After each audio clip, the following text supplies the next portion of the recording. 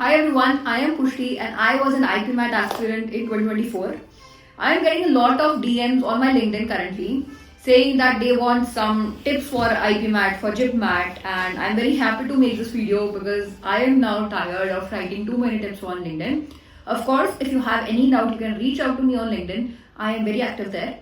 And let us start without any further ado. First of all, a big disclaimer, this video is not for the one who has not at all started the preparation. If you want, I can make a video on that too, and it is not a bad thing, trust me. I also started late. I was a full-time CA aspirant, so I never got the time to start it early. So if you are someone like that, if you need a video, please let me know. I will make that too. This video is therefore for the ones who do not want to make mistakes which I made, and I made some very silly mistakes, some mistakes which could have been avoided, and I want you to help now. So the first and very foremost thing, most of the people will tell you this, but this is very underrated. Please read the instructions. Please, for God's sake, read the instructions. This happened in my IPMAT Rohtak examination where I left 22 questions answered but marked for review. Now that makes to 88 marks, okay, 22 questions were not at all evaluated. And this was clearly mentioned in the instructions. I read the instructions, but I was not careful enough to keep that in my conscious mind throughout the paper. So what you can do is just jot it down somewhere on the rough sheet that you need to go back to some questions, because I have written some of the points. I don't want to miss on anything. So yes, coming to the preparations, I think you are already doing it, but I have divided the preparations in two different approaches. The first being is very simple, which I followed. I'll tell you why the later part. First is give mocks, evaluate, and learn the concepts. Second approach is learn the concept using lectures, then solve at least 20 to 50 questions on that, and then once you are done with the syllabus, give mocks. Okay, I, as mentioned, never got a good amount of time to go through each and every lecture to complete my syllabus. So, but of course, my choice is first approach. I would recommend the first approach. I'm not forcing or I'm not suggesting it to be the best one. Never. Let me elaborate the very first approach which I followed in a very brief manner. I'm not going into very detail. I gave nearly 65 marks before entering in my final exam. Please, for God's sake, give as many marks as you can. And this does not mean that you do that at the cost of evaluation. I made this mistake. I was not good enough to evaluate each and every mock very carefully.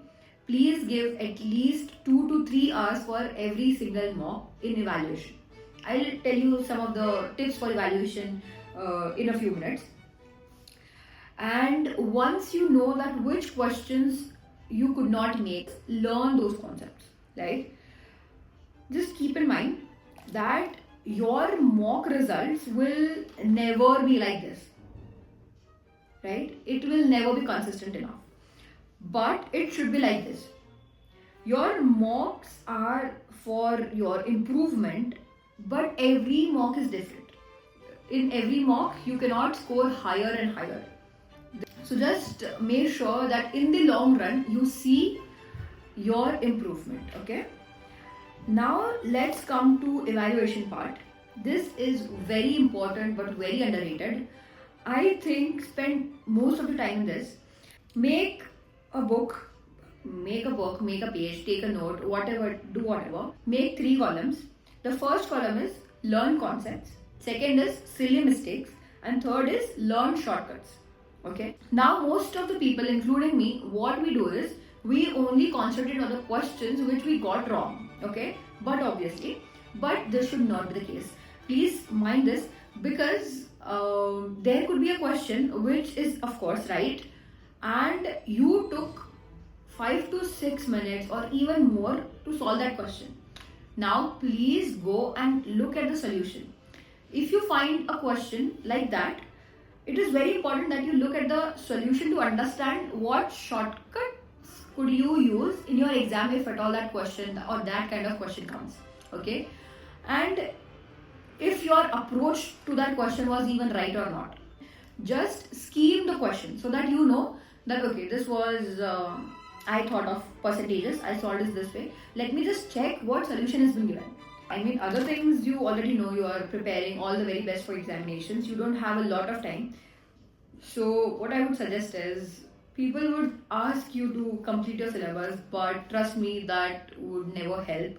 I myself never completed the syllabus. Most of my friends never did. Some of my seniors who could really well never completed the syllabus because they know what their strengths are. And IPMAT is a examination where you never need to score out of maths. Okay, you keep on improving it day by day. Do not focus on completing the syllabus at the first place and then do the mocks or solve questions. This is a very wrong approach. um, I think that is it. Please reach out to me if you have any questions. I would, if this video is helpful, I will make sure that I make more such videos if it is at all helpful. And do not waste time, more time on searching for more people for giving you advice. You are already good enough on your own. All the very best for examinations. Write me down in the comments if you need anything else from me. Thank you so much.